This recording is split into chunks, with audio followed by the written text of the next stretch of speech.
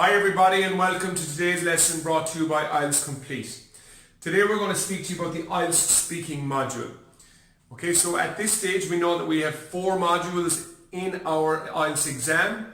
If you're not aware of all 4 modules or the full overview of IELTS and how it works, please go to our IELTS Complete overview. That will show you and give you a rundown on all of the modules and the exam in its entirety. Today we're going to focus on speaking. So today we're going to give you an overview of the time, what's included in the exam, and the do's and don'ts of exam preparation and what to do and not to do on exam day. So if we start, your exam is going to take approximately 11 to 14 minutes. You'll be in there for a minimum of 11 minutes and a maximum of 14 minutes. Now when it comes to the time, you may be let go at 11 or 14 minutes, but it does not guarantee you that if you're let go at 11 minutes that you have been very successful or that you have done poorly in your exam. You could be let go at 11 minutes because you have shown a great ability with your English language, shown a great level of fluency, and you've met the guidelines, and your examiner is happy that your level of ability has been assessed correctly throughout that time. Likewise, you might have been struggling throughout your test, so your examiner may have seen all they need to see to show that maybe you're at your band score and that you are not showing any signs or any capabilities of scoring above that band. Likewise, you could be kept to 14 minutes because you're able to showcase a great level of English language. You're answering all the questions, you're doing very well, and your examiner is just going to ask you some additional questions to see how far you can be pushed with your ability in English language and your ability to articulate this in speech and conversation. Likewise again, you may have struggled with one topic. It may be part 1, it may be section 2. We'll discuss these parts in depth following on from this.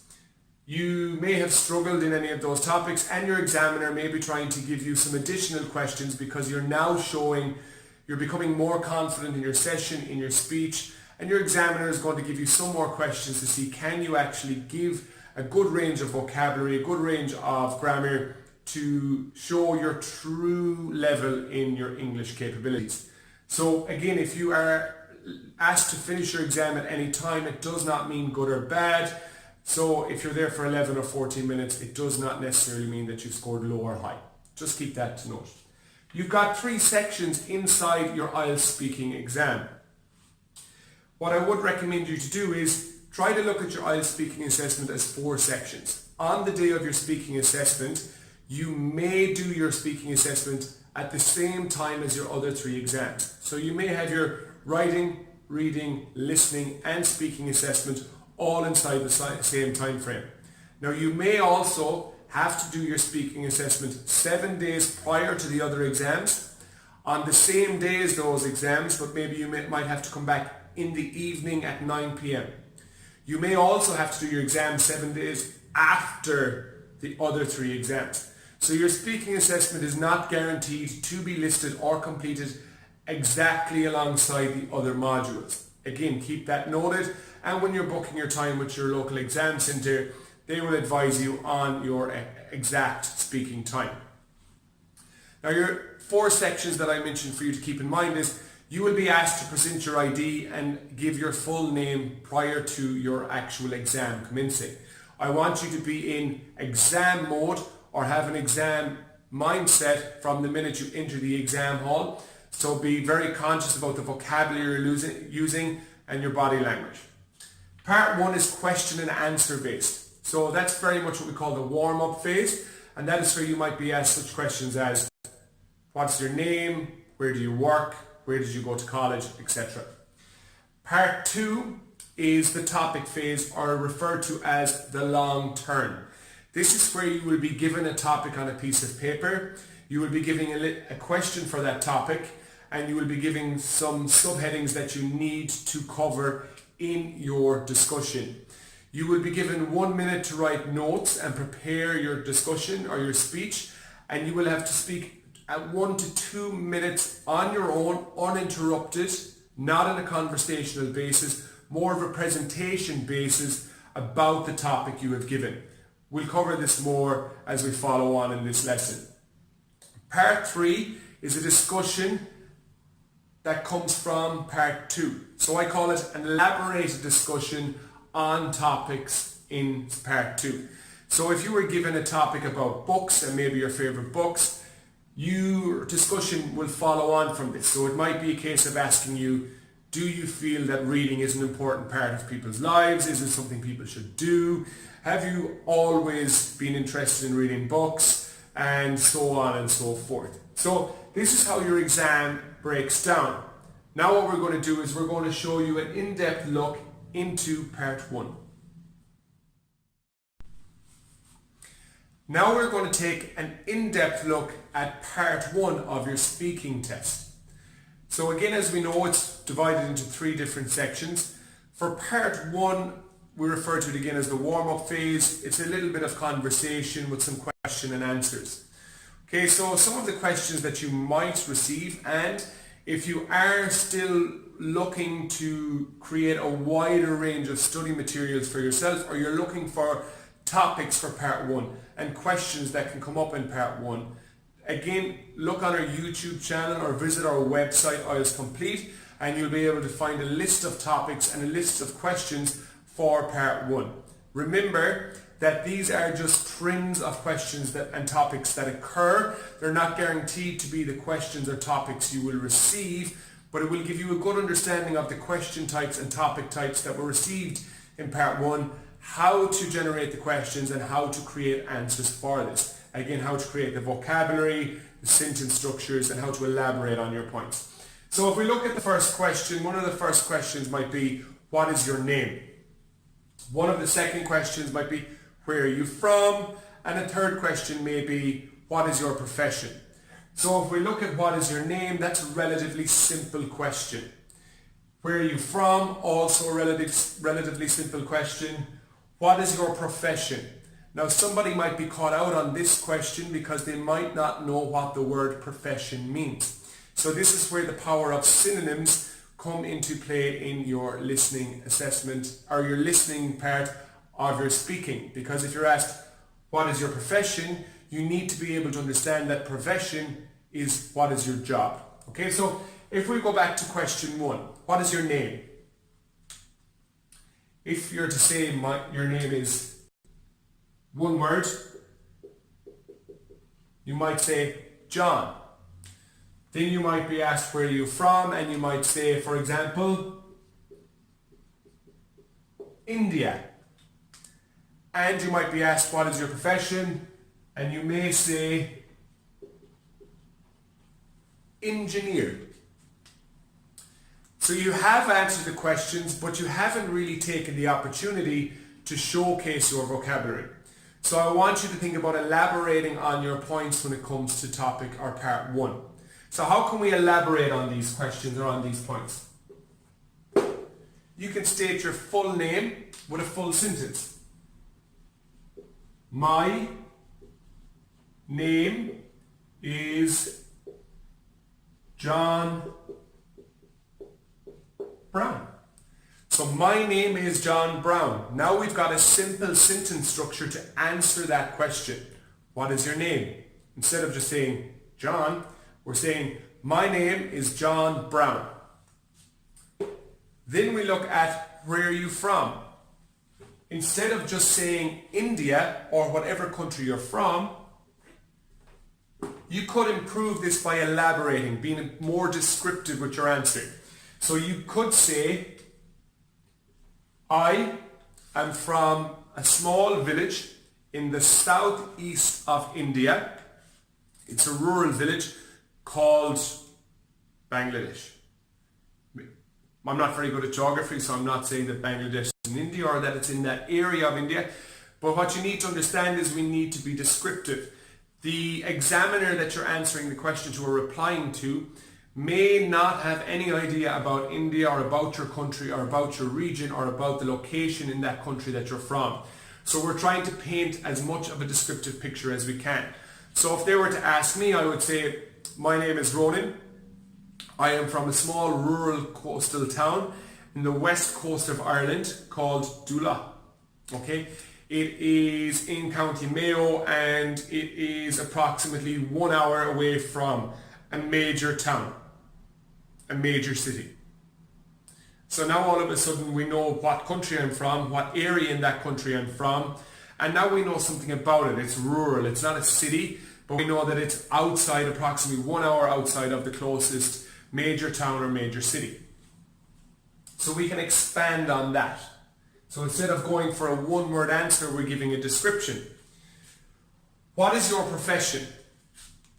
I am an engineer.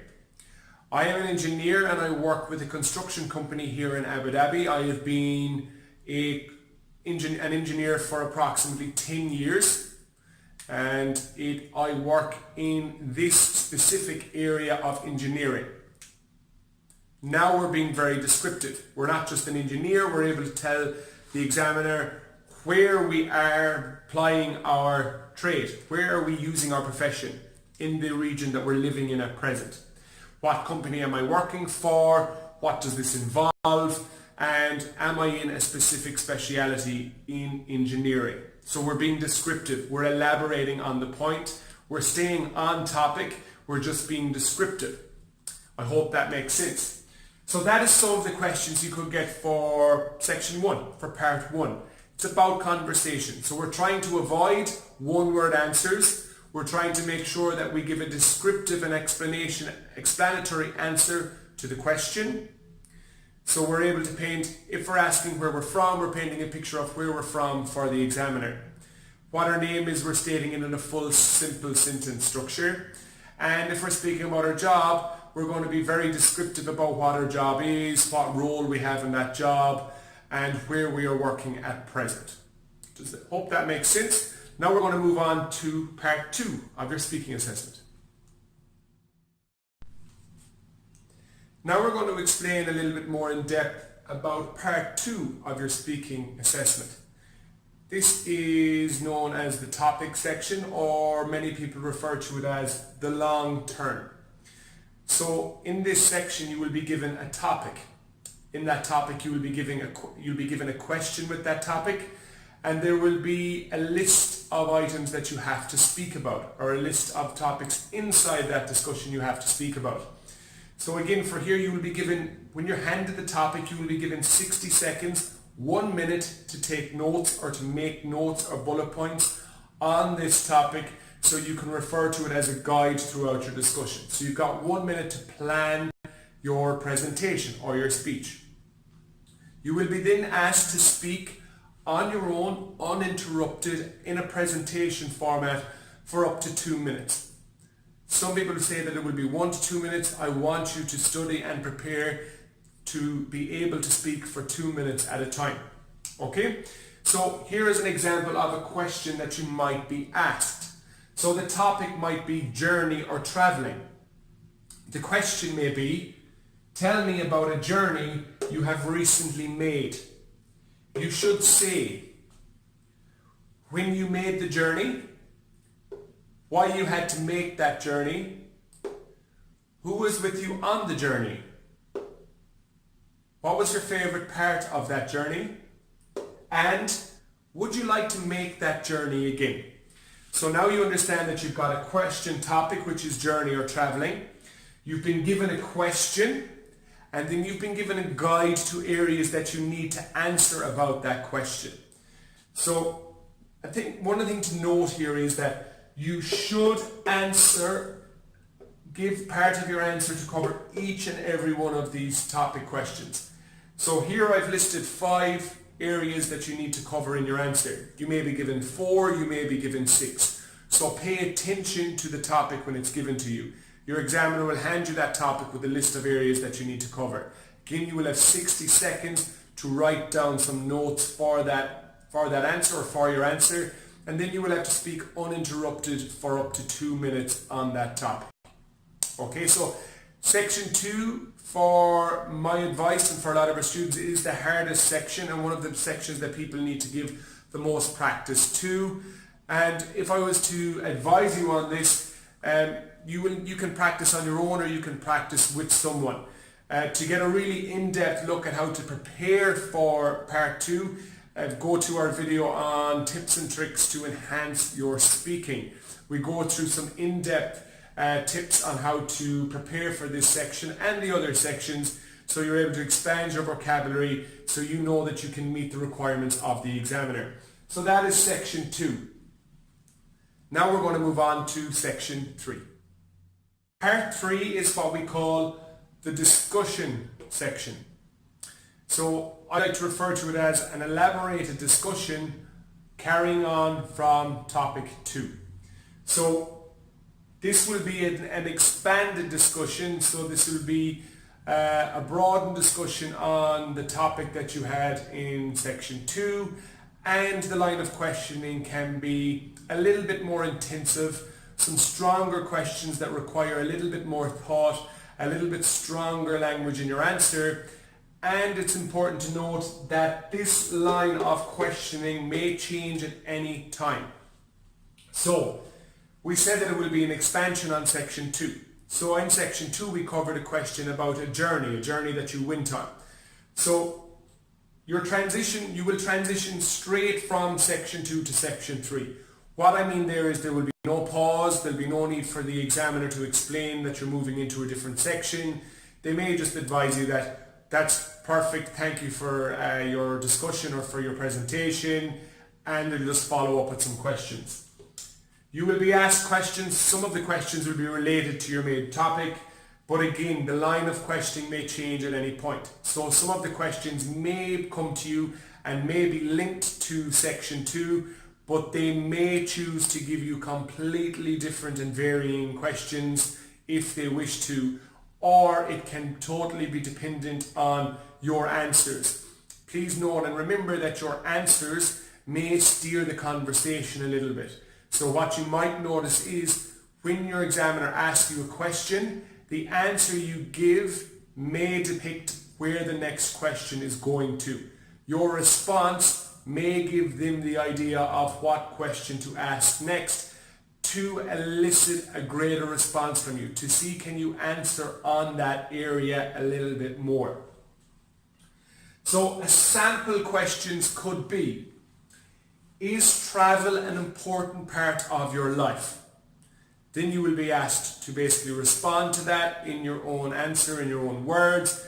And you could go down the line of saying, yes, travel is an important part of my life. I have to travel a lot with work.